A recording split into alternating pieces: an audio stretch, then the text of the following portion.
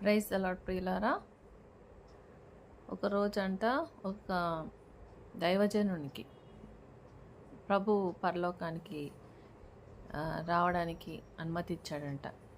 ఆ దైవజనుడు పరలోకానికి వెళ్ళినప్పుడు ఆయన అక్కడ చూసిన ఒక దృశ్యాన్ని చూసి ఎంతో ఆశ్చర్యపడ్డాడంట. భూలోకంలో ఒకలాగుంది, ఇక్కడేంటి వేరేగా ఉంది అని ఆయన ప్రభుని అడిగాడంట. ఇంతకైనా అక్కడ చూసింది ఏంటి అంటే, మన చర్చెస్లో విమెన్ ఎక్కువ ఉంటారు. చర్చ్లో ఏ చర్చ్కైనా వెళ్ళండి, విమెన్ ఎక్కువ ఉంటారు, మెన్ తక్కువ ఉంటారు. అంటే 25% మెన్ ఉంటే ఫీమేల్ విమెన్ 75% ఉంటారు. ఇంకా కొన్ని చర్చెస్లో అసలు అంతా సింగిల్ డిజిట్లో ఉంటారు. కానీ పరలోకంలో మాత్రము 75% మెన్ ఉన్నారంట, 25% విమెన్ ఉన్నారంట. ఇదేంటి ప్రభువా, మరి చర్చిలో చూస్తే నిండా ఆడవాళ్ళే ఉంటారు, మరి పరలోకంలో చూస్తే ఏంటి ఇంత తక్కువ ఉన్నారు అని అడిగాడంట. అడిగితే ఇదే మీకు సర్ప్రైజ్.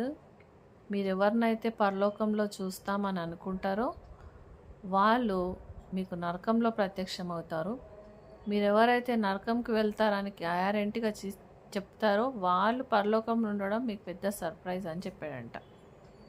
చూడండి, మన చర్చెస్ మనల్ని పరలోకానికి సిద్ధం చేయట్లేదని అర్థం అవుతుంది కదా. చర్చికి వెళ్ళడమే ఒక మార్క్ లాగా పెట్టుకొని చర్చికి వెళ్తే నేను ఇక పరలోకానికి వెళ్ళిపోతా అని ఆలోచనలో మనం ఉంటాం. చూడండి, అది చాలా తప్పని ఈ ఎగ్జాంపుల్ ద్వారా మనకు తెలుస్తుంది. ప్రభు కూడా అదే చెప్తున్నాడు. ఇప్పటికైనా మనం తెలుసుకోవాలి, కరెక్ట్ ఏదనేది మనం తెలుసుకోవాలి. ఎందుకంటే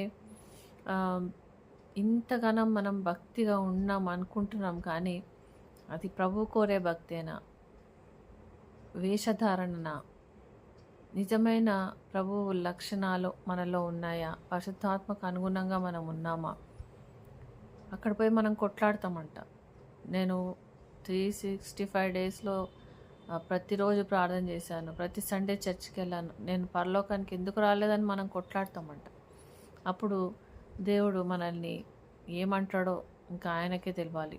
కాబట్టి మనకు సమయం ఉండగానే, ఆయన సమయం ఇస్తుండగానే ఈ లోకంలోనే వధువు సంఘము సిద్ధపడి ప్రభు రాకడకు ఆయన కొరకు ఎదురు చూసే సంఘంగా మనలో ఉన్న ప్రభుకి ఇష్టం లేని అన్నిటిని తొలగించుకొని ప్రభు కొరకు జీవించడానికి ప్రభు మనందరికి